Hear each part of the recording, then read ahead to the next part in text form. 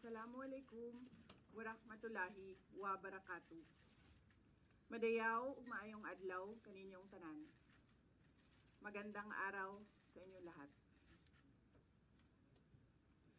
Proverbs 19 verse 21 states, "Many are the plans in a person's heart, but it is the Lord's purpose that prevails." It took me 47 years to understand that my life was never meant to be only mine. Unlike others, I may not have been born just to chase happiness.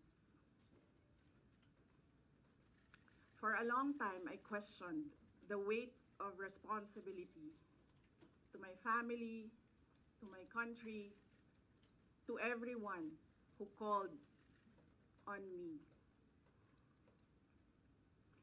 Today, I have peacefully accepted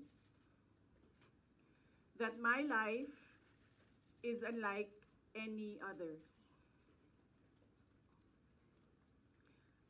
Sa unang mga buwan ng aming mga termino, nakita ko na ang kawalan ng katapatan ni Bongbong Marcos Jr.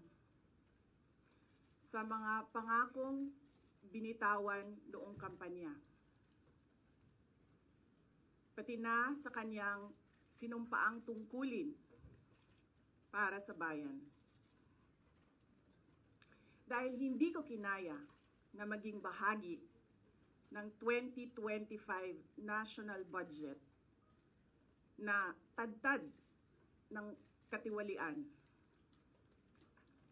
pinili kong umalis sa kabinete kahit alam ko na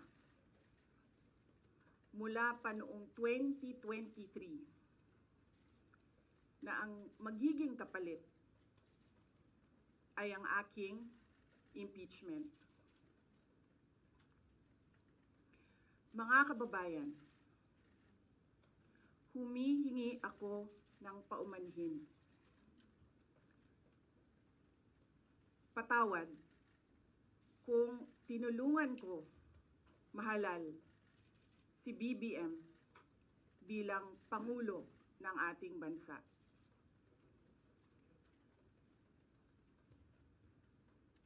Patawad kung hanggang ngayon ay marami pa ring Pilipino ang nalulunod sa baha ng dahil sa malawakang korupsyon. Patawad kung lantaran ang pang-aabuso ng ating mga institusyon para sa pansariling interes ng mga politiko. Patawad kung patuloy ang pagtaas ng presyo ng mga pangunahing bilihin habang nananatiling kapos ang kita ng bawat pamilya.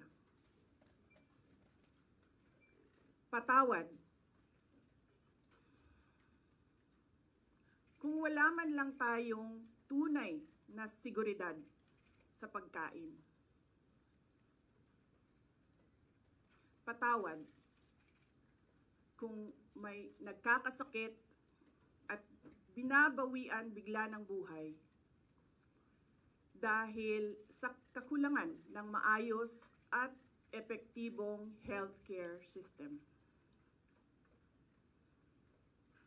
Hindi ako kailanman natakot sa pagsira nila sa pangalan ko. Ngunit, may takot ako para sa ating mga anak. May takot ako para sa susunod na henerasyon.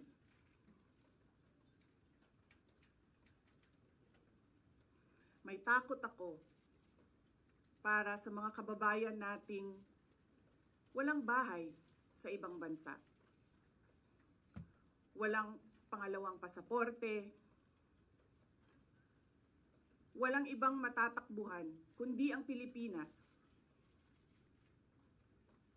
Kahit ito'y patuloy na nalulugmok sa kahirapan.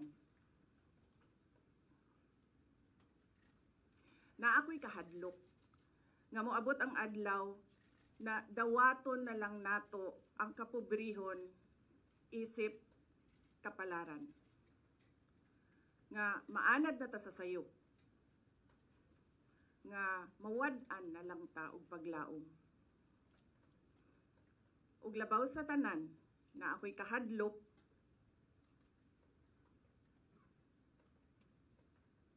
nga moabot ang adlaw nga wala na tay Pilipinas nga ikahatag sa atong mga anak. I cannot kneel before each and every Filipino to beg for forgiveness. Instead, I offer my life, my strength, and my future in the service of our nation. Mga kababayan, ibalik natin ang tapang at malasakit para sa Diyos, sa bayan, at para sa bawat pamilyang Pilipino. Ako si Sara Duterte, tatakbo bilang Pangulo ng Pilipinas. Shukran. Any questions? First question. Next time na ang question. Oh. Thank you. Oh. Morning. Iniwan ko kay JC yung kabuuan ng speech.